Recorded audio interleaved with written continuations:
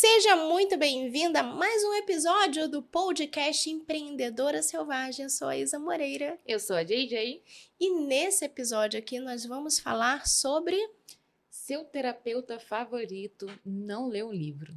Ai, meu Deus do céu. Nada pessoal, terapeutas. Mas vamos falar sobre isso, né? A preparação da galera que trabalha com desenvolvimento humano. Vamos falar. É Assunto sobre polêmico, isso. mas vamos lá. Bora!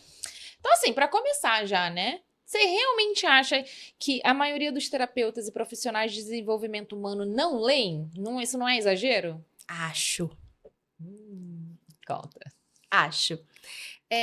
A gente vive num país onde existem diversos tipos de terapia. Desde a psicoterapia feita com profissionais de saúde mental, psicólogos, né, e alguns psiquiatras, até os outros tipos de terapia que não precisam da graduação de psicologia, né, como as terapias holísticas, como a psicanálise e tudo mais. E eu acho isso incrível. Tá? Eu não sou aquela pessoa que, não, você só pode fazer terapia se você for psicólogo. Não acho, realmente, eu acho incrível isso. Mas a gente também, ao mesmo tempo, vive num país que tem péssimos hábitos de leitura. Então, o que a gente tem muito por aí são pessoas que se dizem terapeutas, mas que estudam ou estudaram muito pouco. E às vezes estudam e estudaram muito pouco, inclusive na faculdade de psicologia. Eu tenho um psicólogo em casa, meu marido é psicólogo. Eu acompanhei a estrutura de uma universidade em psicologia durante 5 anos. E eu acredito real que os profissionais de desenvolvimento humano, não só os terapeutas, mentores, mas essas pessoas leem muito menos do que elas deveriam ler para que elas fossem boas profissionais de fato. Mas de onde você acha que vem esse problema? Você acha que a formação acadêmica já forma mal esse profissional ou ele se acomoda depois? A formação acadêmica forma mal o profissional. As formações livres, né, que não estão na faculdade, formam muito mal a esses profissionais, e esses profissionais, eles não continuam se atualizando. É muito comum terapeutas me perguntarem como que eu tenho acesso a artigos científicos. Todo terapeuta deveria saber, né? Como pesquisar artigos científicos. Todo terapeuta deveria ter na sua rotina semanal a pesquisa sobre artigos científicos. Outro dia, uma psicóloga me escreveu no direct dizendo que ela estava muito ansiosa com o C, na construção do conteúdo dela. Então, quer dizer, a gente entende também que a forma como a pessoa escreve vem muito da qualidade de leitura dela. Então, uma psicóloga graduada que escreve ansiosa com C, a gente já percebe que é uma pessoa que não é muito adepta da leitura. Então, eu acho que a gente tem um problema sistêmico no nosso país com profissionais de desenvolvimento humano. As pessoas leem pouco. E quando elas leem aqueles livros que são mais rasos, né? Como que eu sei disso, Gé? Eu tenho um clube de leitura, né, com as nossas alunas. E eu sou uma leitora voraz, né? Eu enriqueci através do conhecimento, né? Boa parte do dinheiro que eu faço vem dos livros que eu leio. Então, eu tenho uma rotina muito disciplinada de estudos diários, tanto de livros quanto de artigos científicos, para me manter atualizada no mercado de comportamento humano. A gente lê um livro no Clube do Livro, que é do Nassim Nicholas Taleb, chamado Antifrágil. É um livro de mais ou menos 600 páginas. A gente leu esse livro em 35 dias. A grande maioria das alunas não conseguiu terminar o livro pela quantidade de volume de páginas. Quer dizer, não cabe na vida delas essa leitura. Para além disso, muitas das alunas acharam o livro extremamente denso e não é nem de longe um dos livros mais densos em conhecimento. Ele é um livro, inclusive, bem comercial, sabe? Isso também mostra o quanto que as pessoas estão se afastando de leituras que são mais técnicas, mais profundas, que exigem um pouco mais de foco, de repertório, de vocabulário. e que as pessoas não leem, porque não conseguem entender, acabam se contentando mais com os livros de autoajuda, da banca do aeroporto, dos mais vendidos, e não é esse tipo de leitura que vai trazer um conhecimento basal para o profissional de comportamento humano. E a inteligência artificial, nesse ponto, também ela acaba sendo um pouco complexa, porque você também terceiriza, né? Porque se tem ali um lugar onde eu consigo perguntar sobre qualquer coisa, eu tenho a falsa sensação de que eu tenho acesso a todo esse conhecimento e que no momento que eu precisar usar, eu posso ir lá, dar um prompt e ter esse conhecimento, mas na verdade a gente vai ficando cada vez mais... Burro. Eu não ia falar isso, né? Mas já falou. Burro mesmo, né? Sem repertório, porque não é suficiente. Não, e eu acho foda usar a inteligência artificial, sabe? Eu sou uma entusiasta. Mas como que eu costumo usar, por exemplo? Se eu tô lendo um livro, eu pego aquele livro e eu leio um capítulo, por exemplo. Depois eu pego o que eu li naquele capítulo e vou discutir com uma inteligência artificial. Eu uso um programa chamado Obsidian, que é onde eu coloco todas as minhas anotações dos livros. Antigamente eu lia e eu fazia um monte de rabisco, anotação, e esses rabiscos e anotações ficavam perdidos nos livros, eu não tinha como conectar. Depois eu conheci o Obsidian, e aí eu falei, nossa, o Obsidian resolveu minha vida. Ele virou uma espécie de segundo cérebro para mim. Então, toda leitura que eu faço, eu acabo transferindo para o Obsidian e faço conexões entre um livro, outro, um artigo científico, e ali eu vou construindo uma rede de conhecimento, e aquilo serve para revisar também. E muitas vezes nessa rede de conhecimento, eu acabo utilizando a inteligência artificial para poder conectar melhor essas ideias, sabe? Eu entro num GPT da vida, num Cloud, na Manus, no Perplexity, e aí eu chego nessa rede e falo assim, olha, eu li isso aqui nesse livro, e eu tive essa percepção, mas eu acho que de alguma maneira isso se mistura com esse outro autor aqui. Vamos misturar aqui, então vamos pegar aqui um Robert Dilts, que é totalmente programação neurolinguística, e vamos misturar esse cara com Nietzsche, que é filosofia. Eu peguei um ponto de interseção, o que você me diz disso? Aí a inteligência artificial te traz um retorno. Isso é muito diferente do que você chegar no chat GPT e falar assim, me dá o resumo do livro Antifrágil. Entendeu? Uhum. Essa é a questão, essa é a crítica. Completamente. E você fala muito sobre essa diferença de repertório real e curadoria de frases, né? O que isso significa na prática para o cliente que está pagando por esse atendimento? Então, o repertório real é eu conseguir estar na frente de outro ser humano e, ao invés de usar frases prontas ou ferramentas prontas, eu não ser refém dessas ferramentas, eu conseguir ter um repertório infinito de recursos através da escuta, através do meu conhecimento, através das técnicas e através das citações e exemplos que eu posso trazer para aquele cliente e deixar aquela experiência terapêutica de escuta ou aquela experiência de mentoria muito mais rica. Porque se eu leio muito e se eu tenho um arcabouço cultural vasto e eu tenho na minha frente uma cliente que está precisando muito de um apoio, eu posso indicar para ela, olha, tem um livro do autor tal que eu acho que ele vai ser perfeito para você nesse momento. Eu vou poder lembrar de uma analogia que eu li em outro livro e eu vou poder trazer isso para o setting terapêutico. Mas se eu não leio, se eu não consumo, a minha técnica ela fica completamente restrita a um conjunto de ferramentas. E eu perco a possibilidade de ajudar as pessoas muito mais do que eu poderia estar ajudando. E do ponto de vista do aluno, de quem está comprando, né, esse serviço de mentoria ou está fazendo algum tipo de processo terapêutico, como que essa pessoa percebe que o profissional é raso?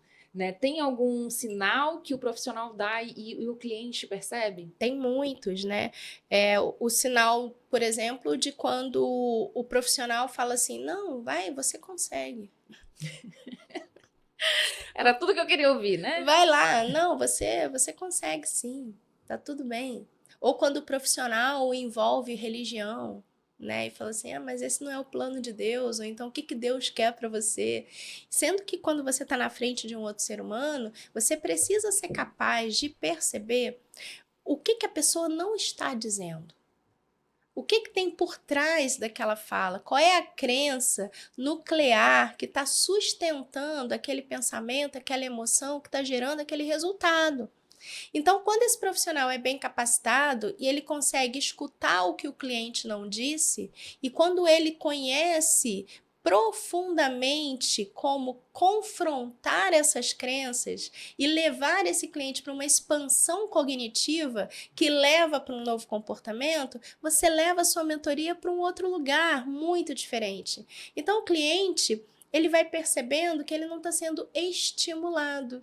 Ele está percebendo que ele está saindo das sessões, dos atendimentos ou da experiência ali sem ter um triplex aberto na cabeça. E esse é o nosso papel como profissional de desenvolvimento humano. A gente fica abrindo triplexes na cabeça das pessoas. A pessoa precisa sair dali pensando naquilo, ela precisa sair incomodada, ela precisa sair. Ela não pode sair com um planozinho embaixo do braço super confortável, porque senão não teve transformação. Ela precisa sair dali pensando: meu Deus do céu, eu fui confrontada e eu percebi que existe um limite que eu preciso ultrapassar e eu agora me sinto segura para ultrapassar porque eu tenho essa profissional do meu lado. Olha que diferença de processo para aquele processo que é todo scriptado, tudo direitinho e tal, e que você sai dali sem muita transformação. E falando nisso, um beijo pra Silva, que aluga um triplex na minha cabeça toda quarta-feira. Ê, Silvia! Bom, tem muito profissional que posta muito conteúdo bonito, né? Tem milhares de seguidores, parece muito preparado. Audiência é sinal de competência? Não.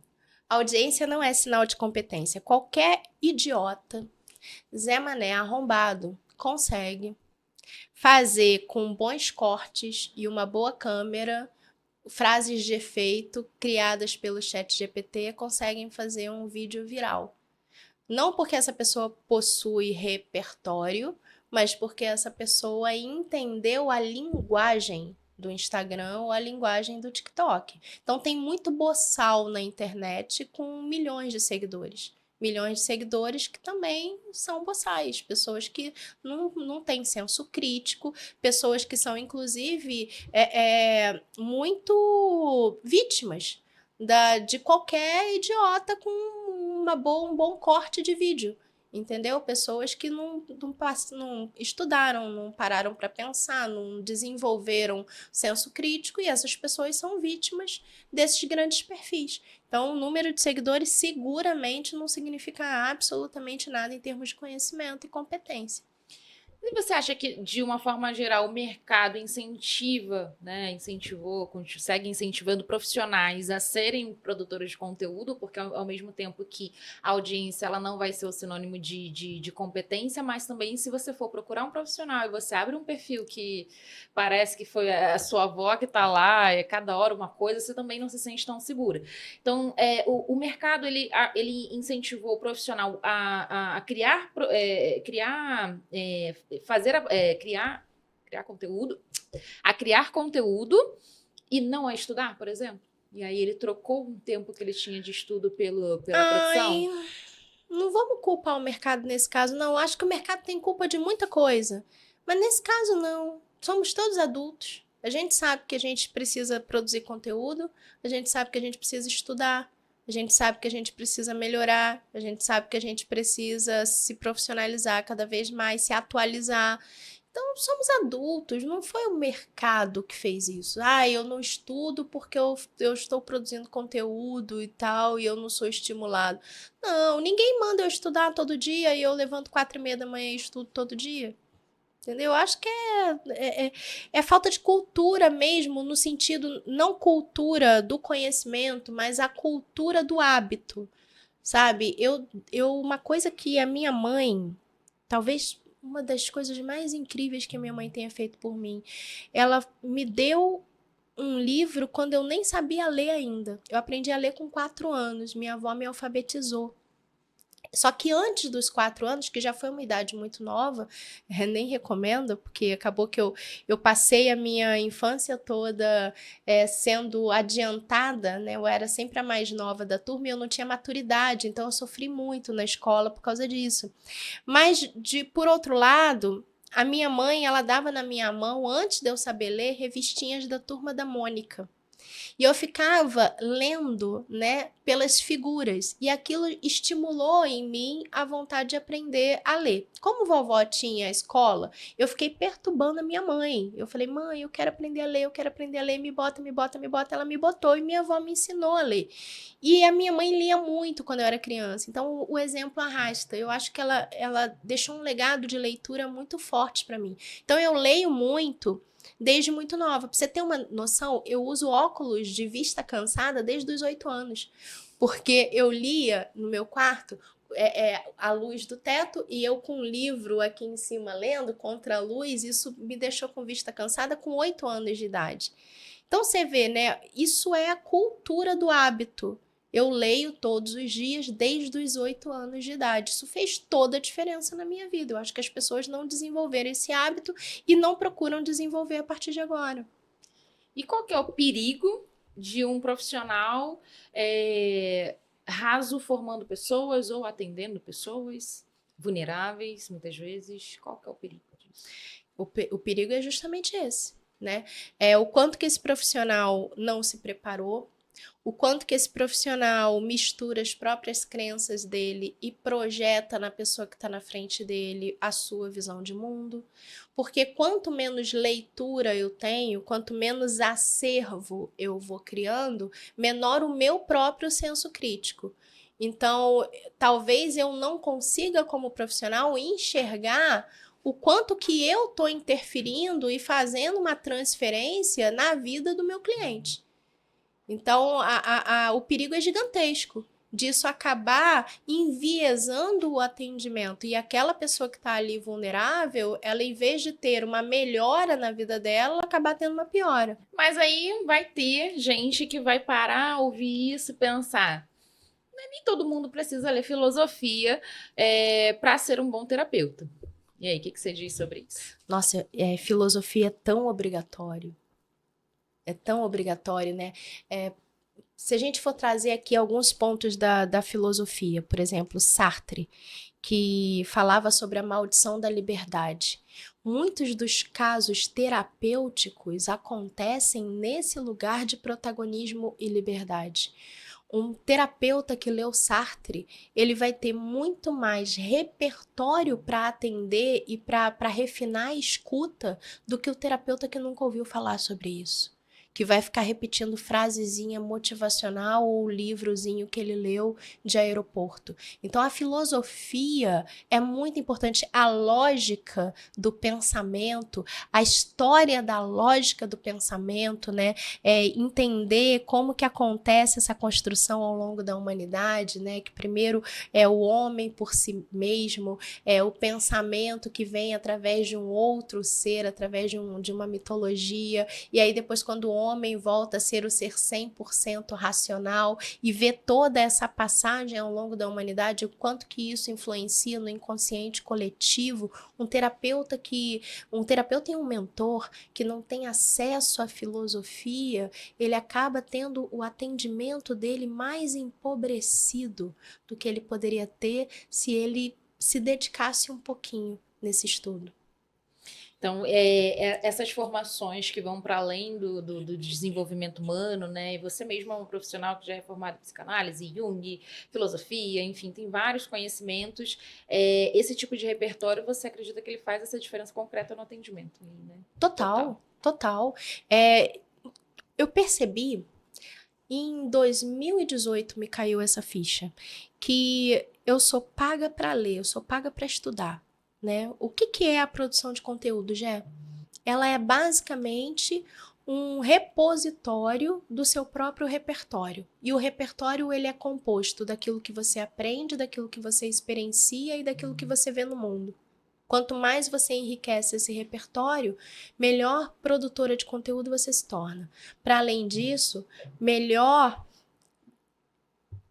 profissional você se torna. melhores produtos você cria, melhores conexões você faz, melhor você serve as pessoas. E aí, em 2018, eu percebi, o conhecimento enriquece. Eu sou paga para ler, eu sou paga para estudar. Então, esse é o horário do meu dia que eu preciso blindar. Porque quanto mais conhecimento eu tenho, mais rica eu fico, porque eu me torno mais relevante e a minha cliente paga mais pelo meu trabalho. Todo profissional de desenvolvimento humano deveria ter essa mentalidade de estudar de maneira voraz, porque é esse estudo que traz a riqueza. E, bom, acho que a gente já está, né, se encaminhando para o final. Vou te fazer a última pergunta, tem tudo a ver com isso que você falou. Agora, as profissionais que se reconhecem nesse lugar. Olha, eu ouvi o podcast e entendi que eu estou reciclando uma mesma ideia há algum tempo, que eu estou com um repertório muito baixo, que de fato eu não estou integrando os conhecimentos, eu não estou gerando uma complexidade de conhecimento para outras pessoas, né, para as pessoas que eu atendo. Bom, cheguei a essa conclusão. Sou rasa. Sou rasa. Por onde eu começo agora? Como eu saio desse lugar? Primeiro passo, coloca na sua agenda qual vai ser o horário que você vai estudar todos os dias. Por que a gente não estuda? Porque a gente não põe na agenda. Aí as pessoas vêm com muitas dúvidas, mas quantos livros eu consigo estudar mais de um livro por dia? Gente, eu às vezes estudo 2 cursos, 3 cursos ao mesmo tempo e leio 4 livros ao mesmo tempo. E a pessoa fica perguntando, mas como? Mas lembra da época que a gente estudava para o vestibular? Eu fazia um cronograma de estudos. Para eu passar num vestibular para uma federal, para uma carreira extremamente concorrida como eu passei, eu precisei ser muito boa em tudo que caía no vestibular. Então, eu tinha que ter o tempo de estudo de história, geografia, biologia, química, física, e tinha física 1, física 2, física 3, história geral, história do Brasil, história das Américas. E eu precisava organizar um cronograma. E é exatamente isso que eu faço hoje, eu tenho um cronograma. Então, de manhã eu tenho 2 horas de leitura. O que eu faço durante essas 2 horas? Eu tenho um cronograma de livros que eu vou ler ao longo desse ano. Então, a primeira coisa é abrir o espaço da sua agenda. Depois que você abre o espaço da sua agenda, faça a curadoria do que você quer consumir. Ah, mas eu não tenho tempo. Vai lá no seu celular, na parte de configurações do seu celular, que a maioria dos aparelhos diz quanto tempo você fica online por aplicativo.